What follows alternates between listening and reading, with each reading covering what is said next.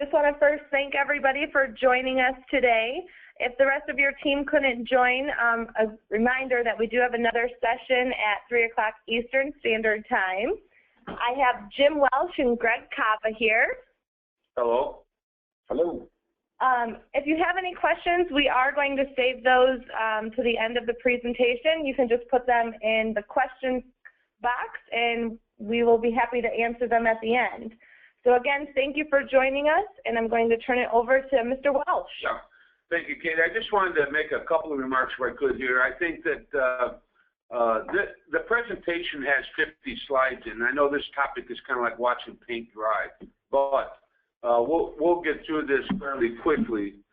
And I know Katie's going to let everybody know that this will also be published on Stevens, what is it? TV.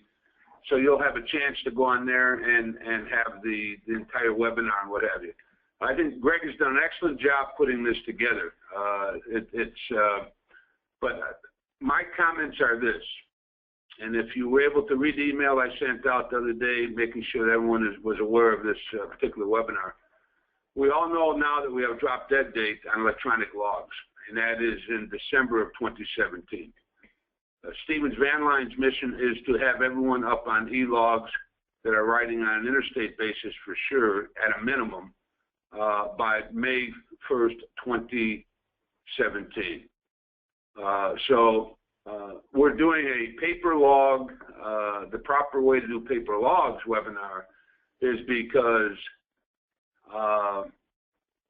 basically 98% of the paper logs that Stevens is involved in now really come through the agent driver, because headquarters are 99% on e-logs right now.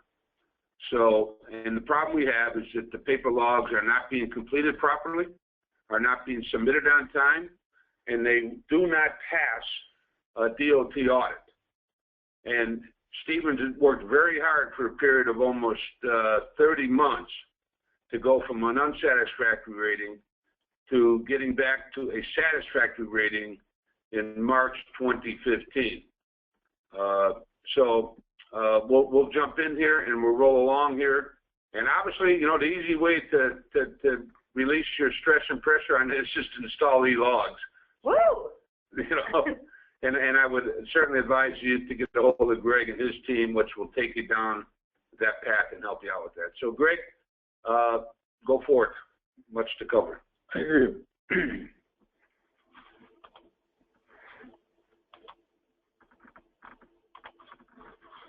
Okay, one of the problems we have to cover, one of the main issues that we need to cover is that we're not getting compliance from everybody with the paper logs. We have to keep all our logs for a 6-month period of time. During that 6-month period of time, if any federal officials come in or law enforcement, they want to review those logs, they can audit them. And we're susceptible to, number one, of course, losing our rating, but number two, also, we're susceptible to fines on all those logs, as is the driver. Fuel reports, fuel mileage reports are required on each vehicle also, and these we have to keep for 4 years, and they're used in IRP audits and IFTA audits, and of course, any irregularities are susceptible to fines. So our major challenge is getting proper information in a timely manner so that we have time to process it and make sure that we're up to date on everything. Yeah, and one thing too about fines. Fines are, we're talking thousands of dollars. We're not talking $20 fines here, folks. So that's important on why we're zeroed in and focused on the topic today. All right. Now, as far as mileage reports, the fuel and mileage reports, you know, you might think, well, big deal, you know, so you miss a few miles here or there or a few gallons of fuel purchase. But as a result of those reports, we report all these things to the CSA in our monthly, or I'm sorry, monthly reporting. And those scores, our CSA scores, could actually result in us losing our authority if we're not reporting properly. The mileages also affect our insurance rates because our insurance carrier rates us, among other things, on how many accidents we have per mile. So by us underreporting our mileage, this could increase our tax insurance rates. It opens us and all of you to possibly paying double fuel tax. You got to remember, when you're purchasing fuel or your drivers are purchasing fuel at the pump, they're paying the tax at that time. But if those fuel purchases don't get reported to us, so we can report them to the government, and the mileages show up, you're going to pay double taxation on those gallons of fuel. And as Jim said, you know, this opens us up to fines and penalties from the government, you know, possibly in the tens, the thousands, or up into the $10,000s of dollars. So it seems like a simple task, and it can cost us a lot of money and problems. Solution, again, we need laws and trip reports submitted in a timely manner, and our current policy is that all logs are submitted weekly, and we'll get into that a little more, but essentially every Monday we should start receiving logs from people from the previous week. Our submission policy, our log week actually starts on Sunday and runs through the following Saturday. And as I said, we request that logs be submitted to us on Monday following the week. Greg, is there okay, so when you submit your logs to us, we run them through a program called RARE. And what RARE does, it audits the logs to see if they've been completed properly, and if not, they kick the logs back to us.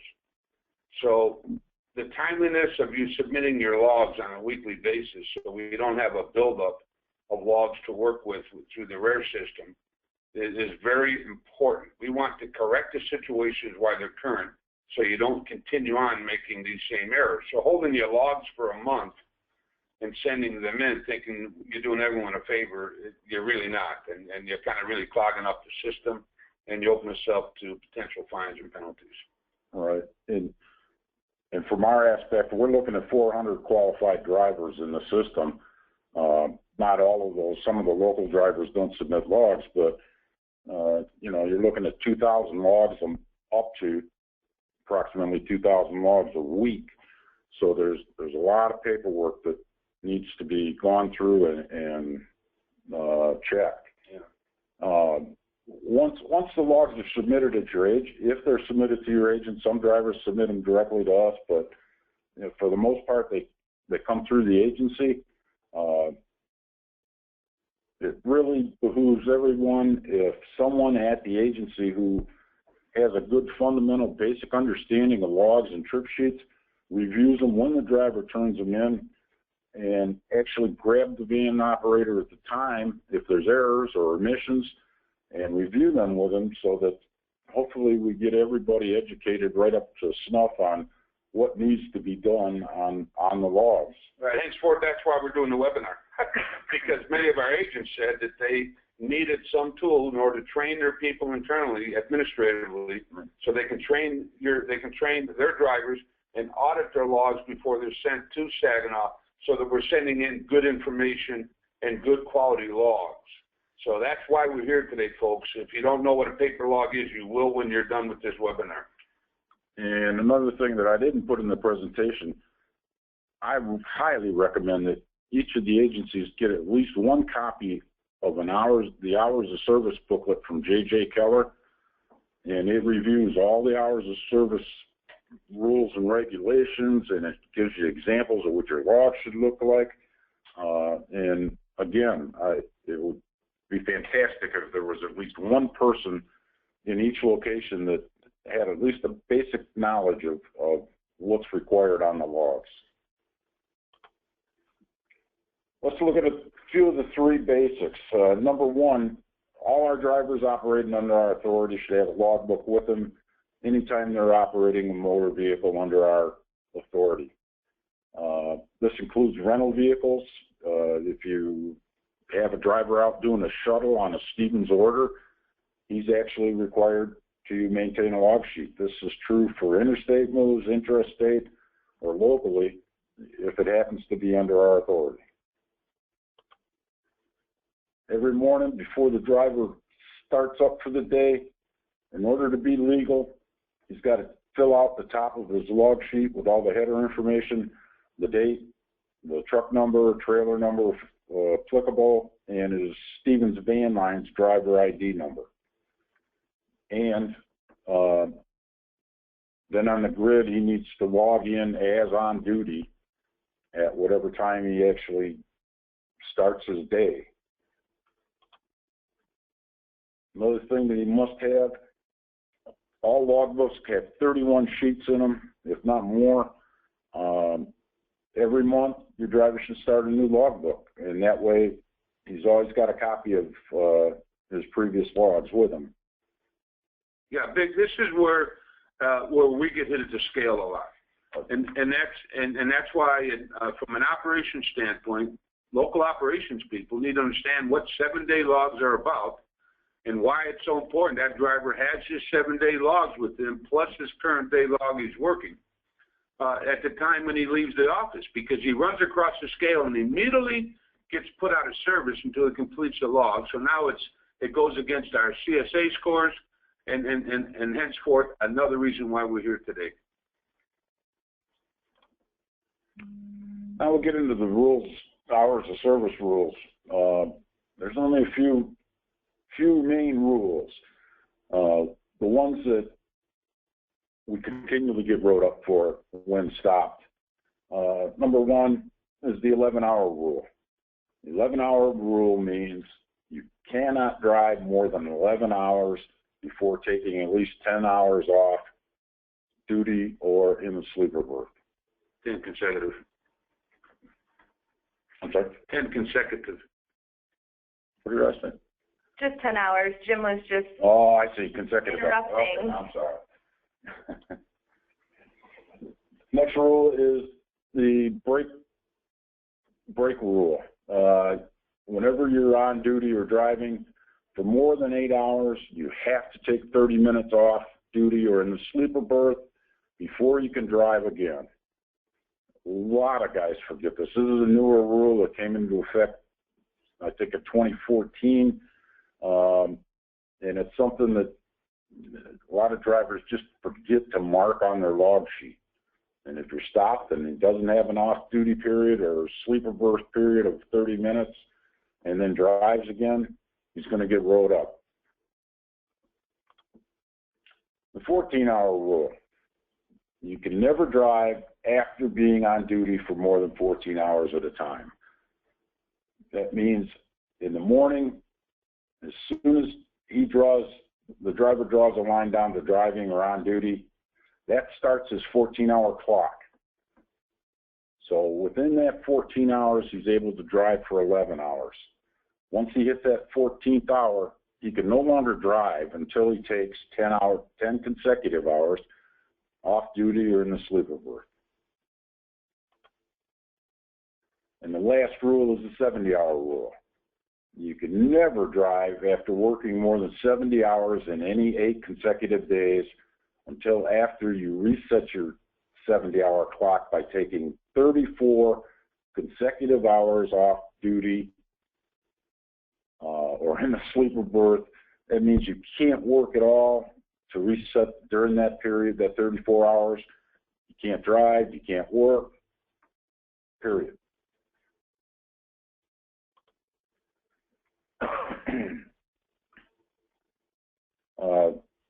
I just mentioned, it's a recap, basically, of 30 hours. So we have 3 major rules that we have to obey, the 11, 14, and 70-hour rule. Let's take a look at how we make that actually work. Okay, we got those 3 rules. Every morning, what should be the first one that you look at? It's the 70-hour rule. You have to first check to make sure that you still have time available to work and drive. Now, one of the things that most drivers don't do anymore is fill out the inside cover of the log book has a monthly summary sheet. This is the only way that driver can be sure that he's not exceeding his 70-hour rules. He needs to fill that out. Yeah, and that's exactly too why when we in operations ask the driver, well, how many that's on paper logs, how many hours you got to drive? And the first words out of their mouth is, I don't know. Well, if that book was sitting on top of the doghouse in the truck, they could open up the inside cover and they would know exactly how many hours they have to work the day that we're talking to the driver on. Right. In effect, as your local operations manager is dispatching a driver to go on a short haul shipment, you can, if that driver is completing the monthly summary sheet, you will know exactly before he leaves your yard in the morning where he's at from hours available. So, I mean, this is a key, very key here, this particular sliding function. Right. Now, there's two charts on the inside of the cover. The chart that I put the red line through is actually the 60-hour 7-day rule. We don't use that. We are a 7-day-a-week carrier, so therefore we use the 70 hours 8-day chart on the left-hand side. Instructions for completion are in the middle, and every driver should read it. Operations person should. That's correct. Every operations person should. I went through the steps of completing the log or the summary sheet. Basically, on the first day of the month, he has to go back to the previous month's summary sheet and list the last 7 days that he had logged, how many hours he had worked. So at this point, going into the month, he's worked 42 hours in the last 7 days. That leaves him 28 hours available to work the following day on the first of the month. Greg, that doesn't count as their 7 days prior, correct? It does. Oh, it's Well, no, this is a summary. They still have to have a copy of the last 7 days worth of logs. okay. What this slide really depicts is what 7-day logs are and how you keep track of your hours. And this is exactly why a DOT official at scale wants to look at your logbook. He's going to open that driver's log scale and he's going to see whether that driver was completing that, right? Then he's going to physically look at the logs to see if they're filled out correctly. Okay, so he finishes work on the first day of the month. In this case, he worked 9 hours, and he recalculates his hours based on that. In the last 7 days, in column A, he's worked 51 hours. Column B shows that he's got 19 hours remaining, and during the 8-day period, it shows that he's worked 51 hours. Column A and column B always need to total 70. It gives you something to quickly check to make sure you haven't miscalculated. Yeah. And that's simply a recap of it, how it ends up looking.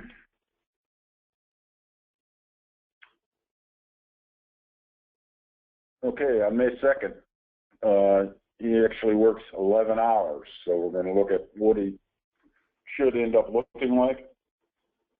He worked 11 hours. He totals the hours for the last 7 days. He's actually worked 62 hours during the 7-day period. That leaves him 8 hours to work the following day. And that's very important for an operations person to know, so that you're not dispatching the driver illegally. Right. Because when an accident takes place and that driver is past his 8 hours, the first words out of the mouth, I was told to do this. This is what I did.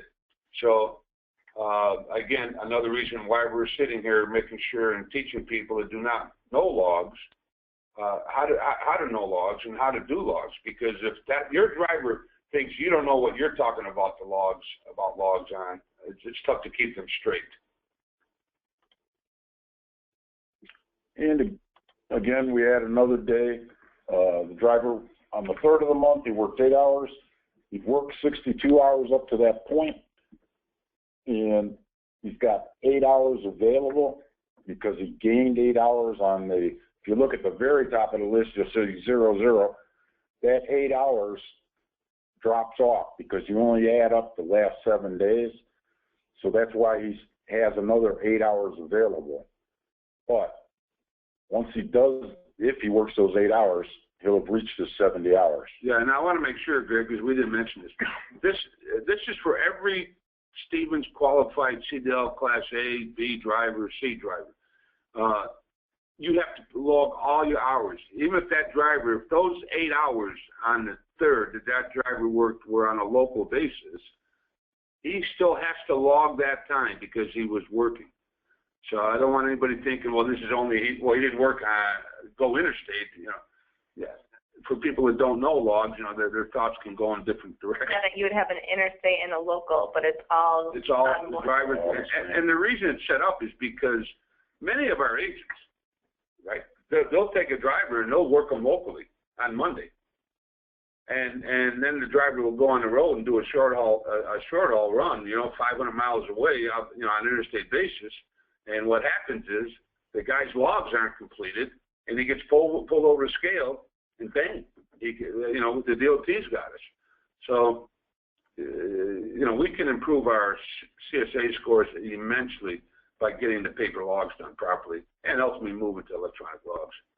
And also, side note, if you got a driver that's got a part-time job somewhere else, or maybe I don't know, McDonald's, if he's getting paid for work that he's doing, those hours are classified as on duty by the FMCSA. So that's a great point, Greg. It's all about fatigue, people. It's all about fatigue behind the wheel. Yep. Okay, so he can still drive 8 hours the following day. Let's see, 4th. I got to go to the next screen. There we go. Okay. Now, he had a big day. He worked 17 hours. He's done 70 hours in his last 7 days. He has 0 hours to work available tomorrow, and the total is actually 79 hours. So at this point, he has no choice. Well, let me rephrase that. At this point, he can continue coming into work, but he cannot drive a vehicle until he completes 34 consecutive hours totally off duty. Yeah, that's confusing to people. The 34-hour restart, and actually that just came back into play in 2015, was it? Yeah, well, they changed it back to the old rule. Yeah, because prior to that, when they first started, they had the rule out there the driver had to take 2 days between hours of 5 a.m., what have you, which totally messed everything up. So they went back to the old way of doing the hours and the 34-hour restart. And truthfully, if a guy works his logs right and he works his days right, hours continue to drop off. He almost at times would not have to do a 34-hour restart. Yeah, if a driver worked 8 hours a day, right. You could work 300. He could work 365 days out of the year. He'd never have to reset any of his clock. He'd never hit 70. He'd never hit the 70 hours. So this is just this is the government saying, hey, if you work 70 hours in a week, you need to take a break. Okay, the 14-hour rule. The 14-hour clock starts as soon as the driver either logs into a driving or an on-duty category. And I encourage every driver to make a little mark in the morning. Now, in this particular slide, the driver came on duty at 6 o'clock in the morning. Now, 14 hours is the 14-hour rule. You should go out and make a mark over 8 o'clock at night, because that's 14 hours from the time you started. So everybody is fully aware that after 8 o'clock at night, he cannot drive that vehicle any longer.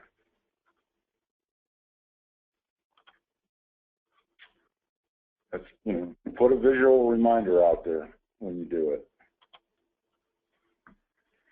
In this case, for example, he actually drives for 11 hours from 6:30 in the morning to 5 o'clock in the afternoon. Oh, and then he goes back on duty and he drives another hour So he's got a total of 11 hours driving, and he hasn't reached the 14 hours yet. But because he hit the 11 hours, he cannot drive again until taking 8 consecutive hours off duty.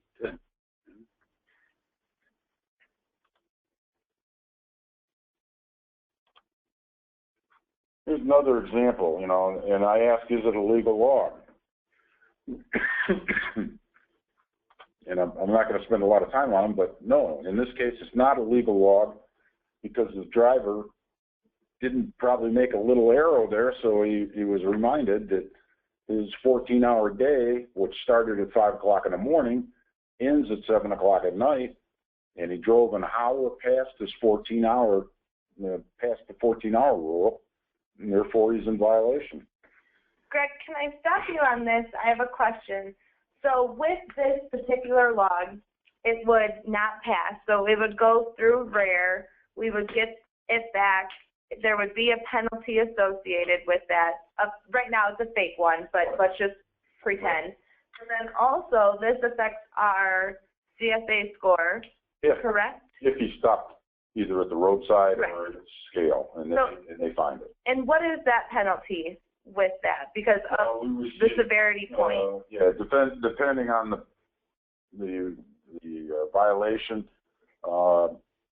Typically, like this one, he violated the 14-hour rule. I think it's just one severity point, but that's a $20 fine because it is a CSA violation and it was caught.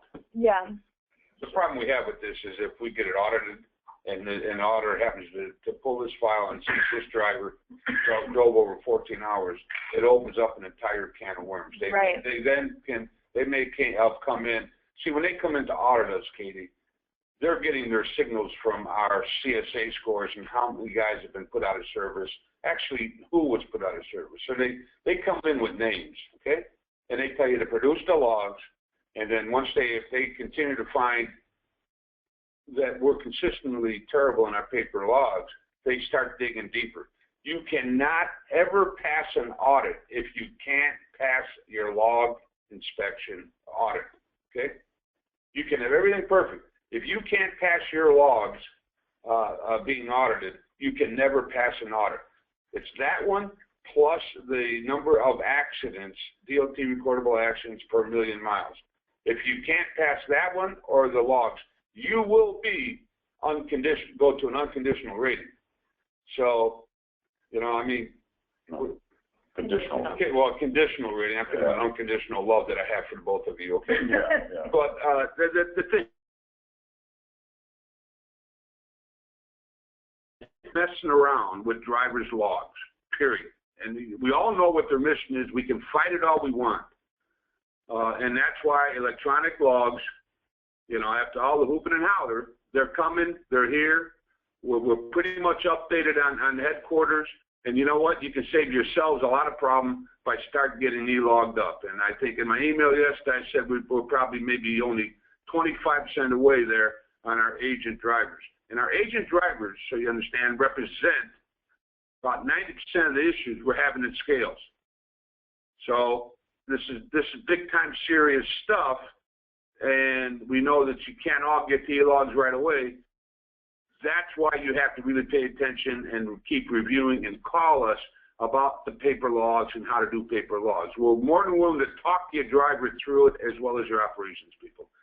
Carry on, Greg. Sorry, man. And to elaborate even further on that, when they did check our logs, 75% of them were paper logs that they looked at. Yeah. And it took them,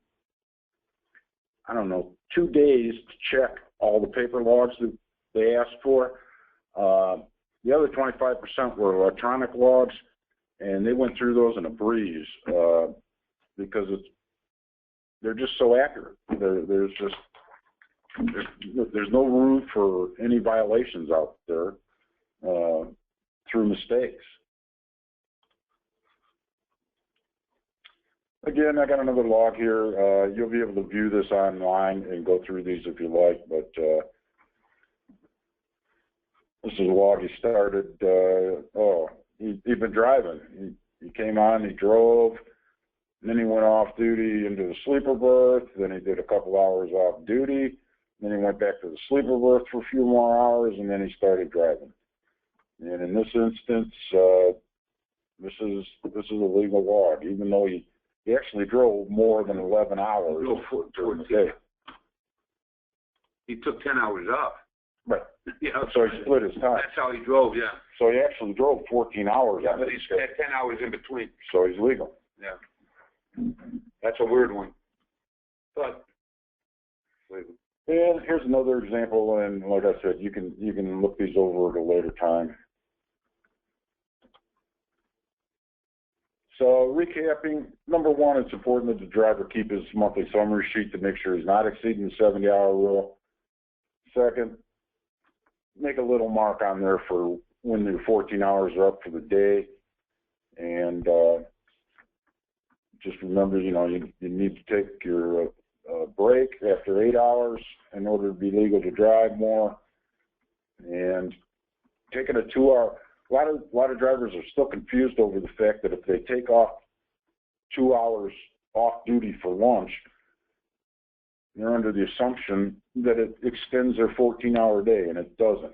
Whatever time you start in the morning, no matter what you do throughout the rest of the day, you can't drive after 14 hours from the time you started. It's actually a 24-hour period from the time you start, right? No, because it's the day can vary. It's whatever time you started on a particular day, that starts your 14-hour clock.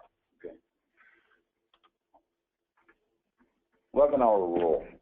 We've already discussed it. I mean, we mark the 14 hours when he comes on duty, and during the period between when he came on duty to where his 14 hours is, he's allowed to drive 11 hours during that period. Again, there's some examples here you can go through, and it gives you the answers of whether or not they're legal. One of the things is log completion. All our logs are scannable logs. We actually get the logs, we review them in comparison to the trip sheet that's attached to them, and we submit them, we scan them, and then send them to RARE, which audits the logs for any illegalities or omissions or anything. When a driver comes on in the morning, again, first thing, he needs to fill out the headers, the date, truck, driver number, and then he starts his log down below. This particular log is for a local driver. He's, you'll notice he does this down on the bottom in the blue. It says PTI Saginaw. That's pre-trip inspection.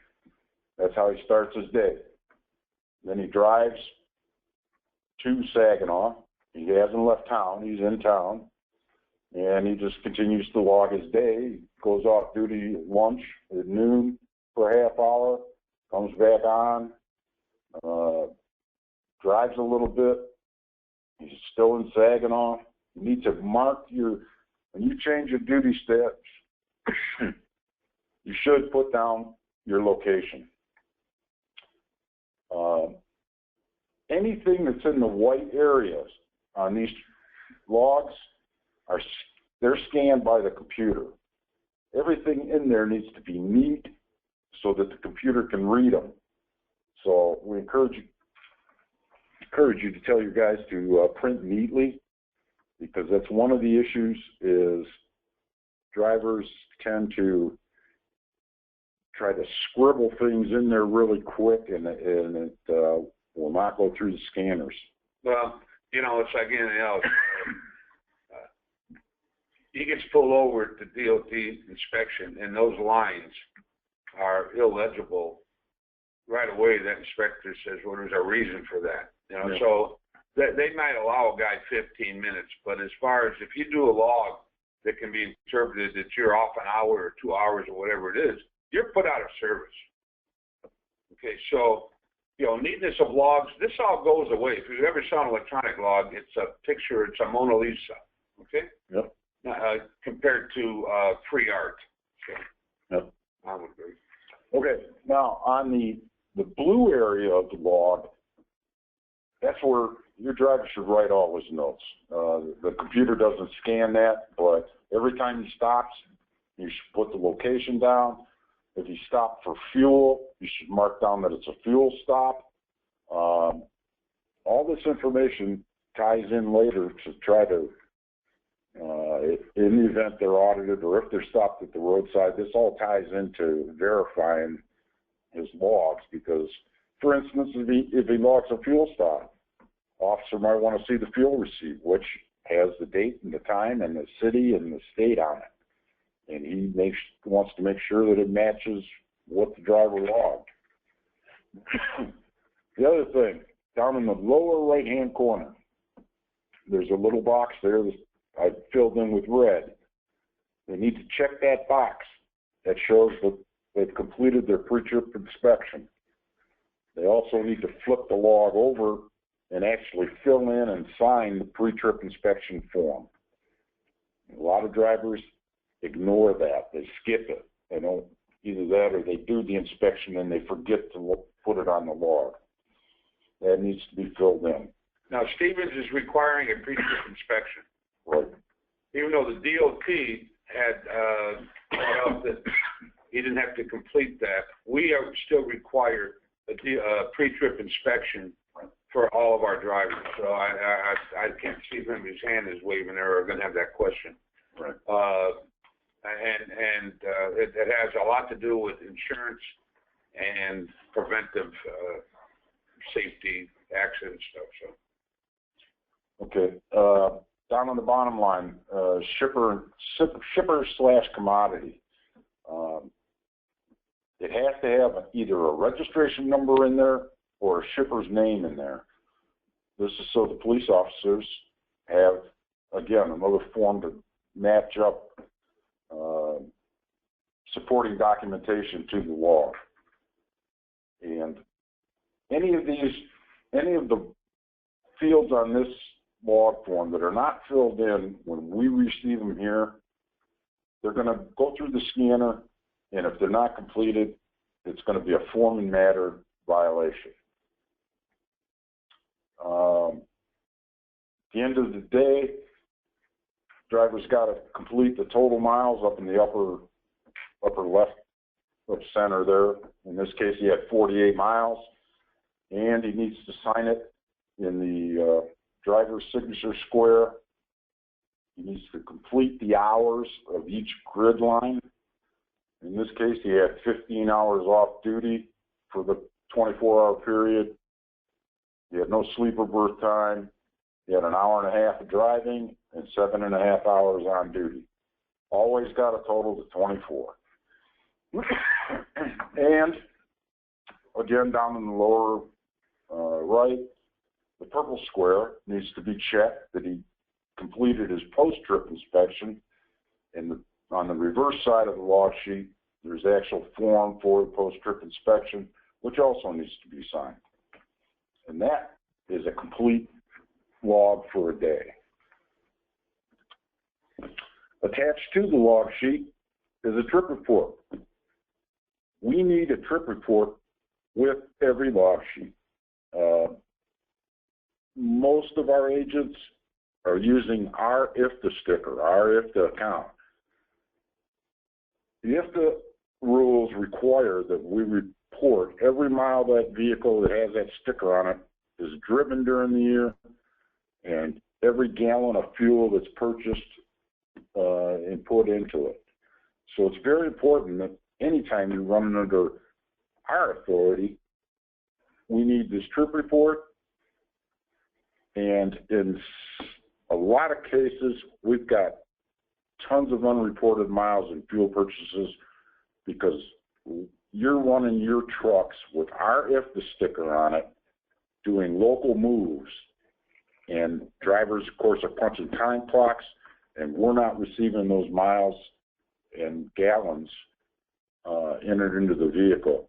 We're going to be putting out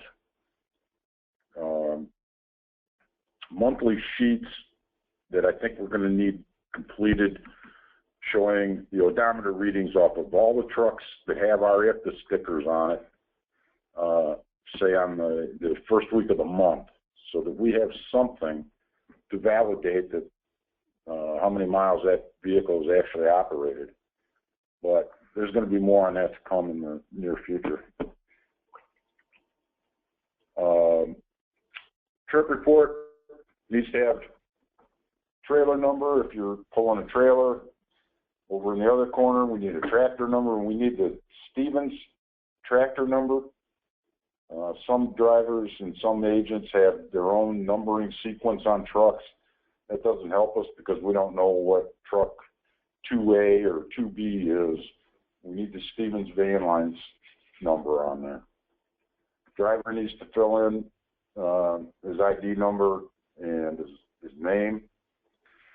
We need the origin and the destination for the day. We need the beginning odometer reading filled in. And then each state, we need the major highways used and the number of miles driven in that state that day. And for interstate drivers, you might cross 2 or 3 states in a day. We need the odometer reading each time you hit a state line. And Greg, on the e-logs, on the trip report, yep. That automatically does that, right? Does it automatically do that? Yes, sir. They are fantastic. Yeah, so you don't even know, I have to know geography with e-logs. The e-logs are going to automatically track that stuff. So, I mean, again, that's another, that we go through this. In a perfect world, if you're on an e-log, and if you're using some type of fuel card that has reporting on it that gives us the information we need, such as the location of where you fueled, the time, the fuel, number of gallons, whatever, you never have to send us anything. Other than their fuel receipts, right? Don't even need the fuel receipts. I just need that report, which can be emailed to us. So all this paperwork goes away if you get on the e-logs. And again, the driver needs to sign it down at the bottom. Just for instance, we were audited by the IRP, which is the licensing authority, on one of our small fleets. So we only had 2 drivers in the fleet. They audited a 2-year period of time, and it ended up costing us, I think, $1,500 in fines because one of the 2 drivers forgot to put in the origin city and state on a couple of his trip sheets. And so, it could get extremely expensive very fast if you've got 4 or 5 drivers out there that haven't completed all the necessary information on the trip sheet. Again, we keep these for 4 years, and they can go back and search through all 4 of them if they want when they come in and audit us. So it can get very expensive. But again, if you're using fuel cards, if you use a fuel card to make all your fuel purchases, and if you're on electronic logs, all this becomes unnecessary. So, Oh, wow. that's it. Open that up to questions. All righty. So let's see what questions we have here.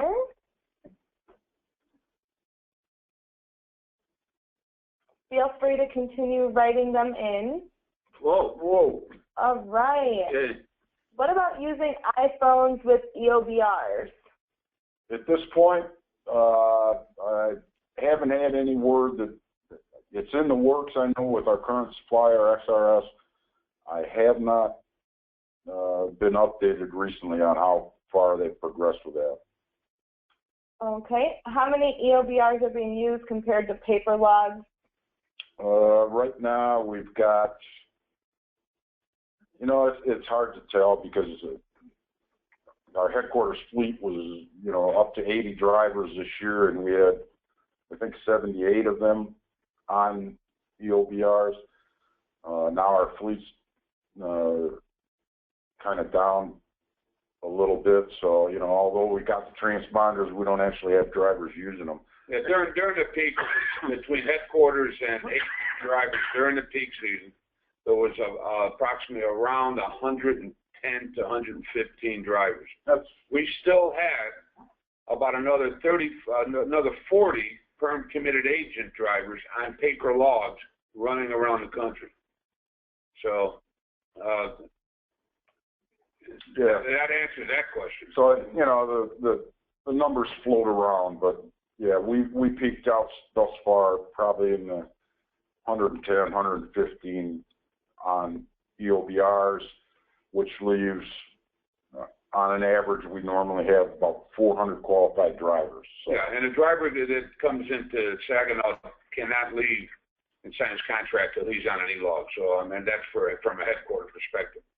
So, I mean, we include that in the recruiting conversation. There's no ifs, ands, or buts about it relative to that with the headquarters. So, I'm trying to see. Another question, when do we mark odometer readings? Every time we stop? Question. When do they mark odometer readings? On the trip report, you put down your odometer reading at the start of the day, and then anytime you hit a state line. Okay. How can we feasibly mark our logs while driving? You don't have to mark your logs. Who asked that question? Moving ahead services. You mark your log, you change it to driving when you're ready to drive, and you shouldn't have to make any other marks on there until you stop it. Unless you're meaning crossing a state line,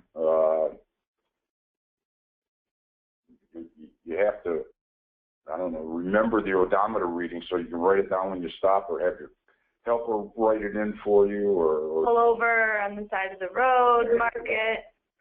One comment, if the agent uses a Stevens ComData card, the fuel slips are automatically sent to licensing.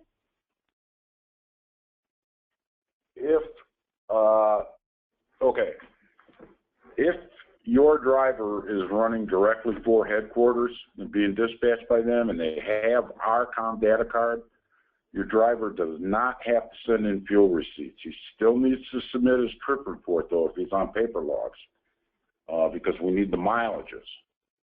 If you have your own ComData account or Fleet One account or any of the fuel card accounts that shows all the information either on the statement or on a report that you get from them, same thing can apply to you. If you send us regularly, and when I say regular, I'm looking at every 2 weeks at the most probably, a copy of that report, we can get all the information we need as far as the fuel purchases off that report. We still need the paper trip report, though, showing the mileages. So you have to still send that in. If you're on an EOBR, don't need any of it, because the EOBR has recorded your miles, which we have access to, and your fuel report from the fuel card will report all your fuel purchases. Another comment, police officers like shipper's name on the log. It's easier for them to check the paperwork. Probably true. Yep. But the actual law says either the reg number or shipper's name. Another comment, if a driver takes an 8-hour break, they're off duty or in the sleeper, then indeed the 14 hours do get extended. It is a minimum of 8 hours, though. No. Okay.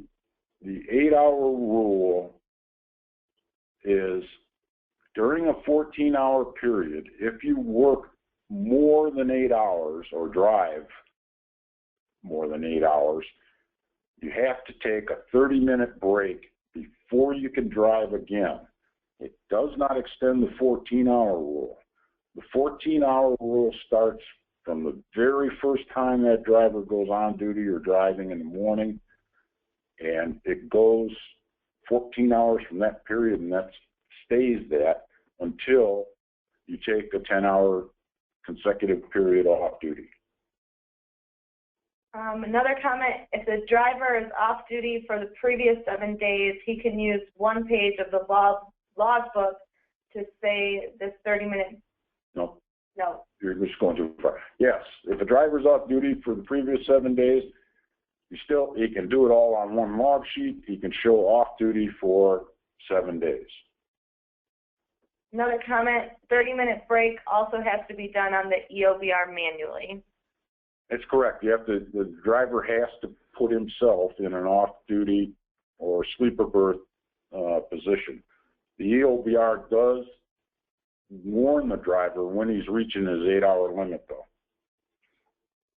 Okay. The off-duty hours during your 14-hour day do not count towards your 70 hours. Right. Steve, what are you doing, buddy? You got us really working there. You got the book out in front of you, haven't you?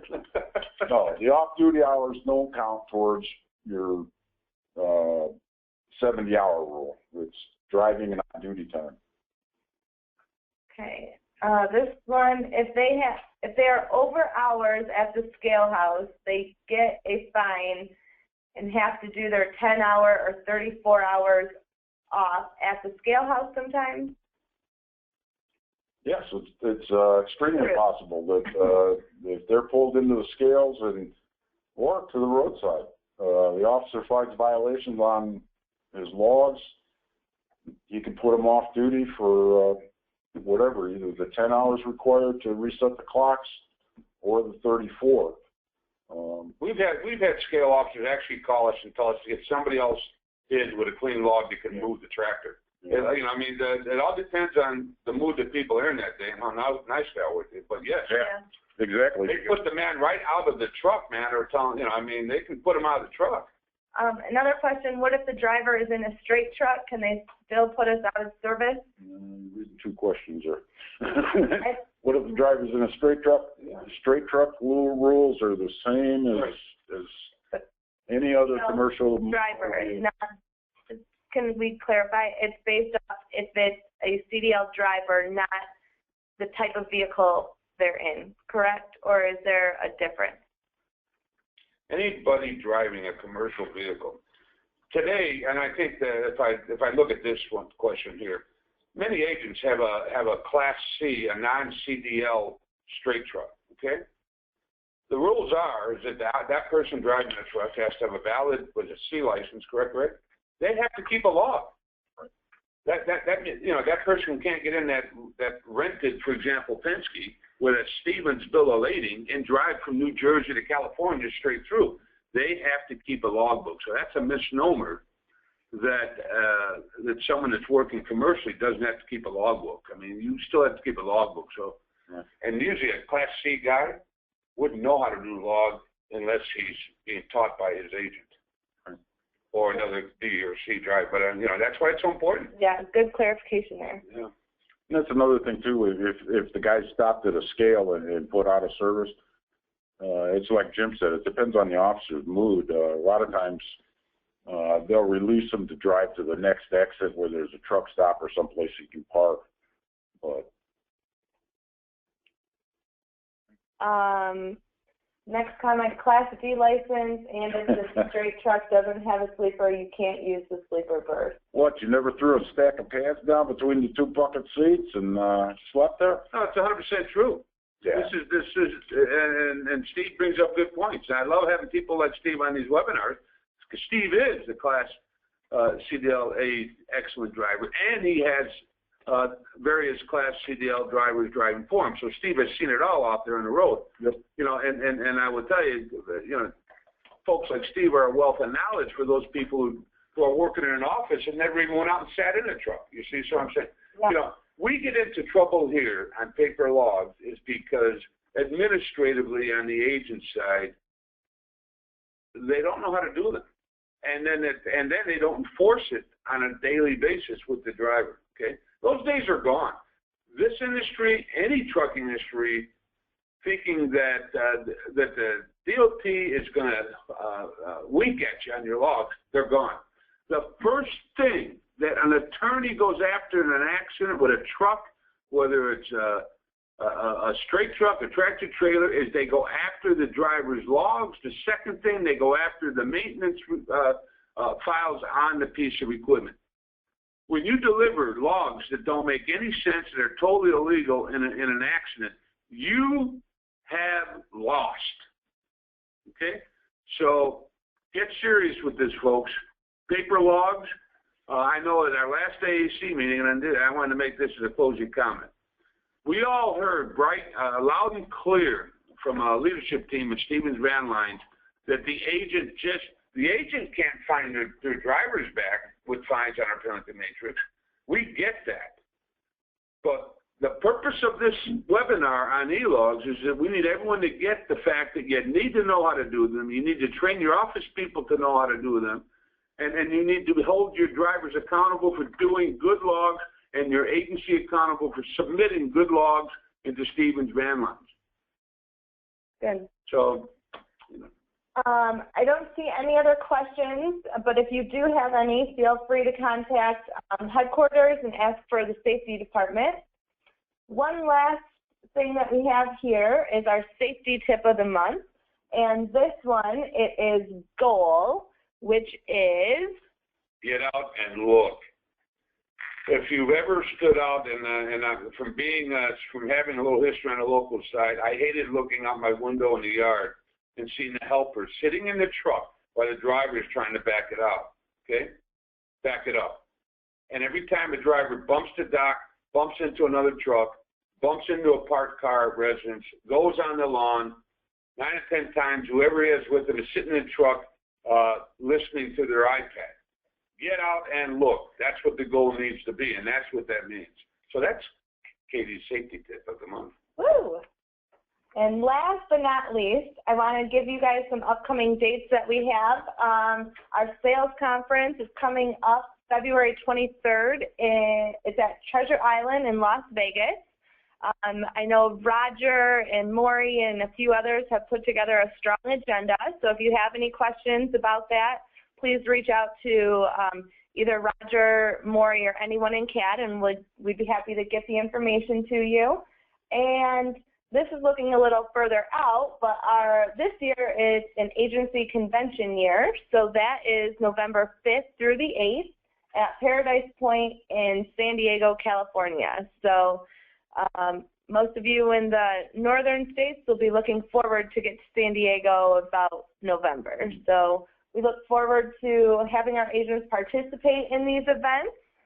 And again, if you have any questions about today's webinar, definitely reach out to our safety department, and they would be happy to address anything that they can for you.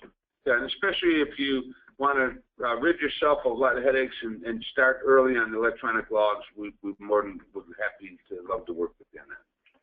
All right. With that being said, we look forward to having you guys on next month's webinar. Thank you.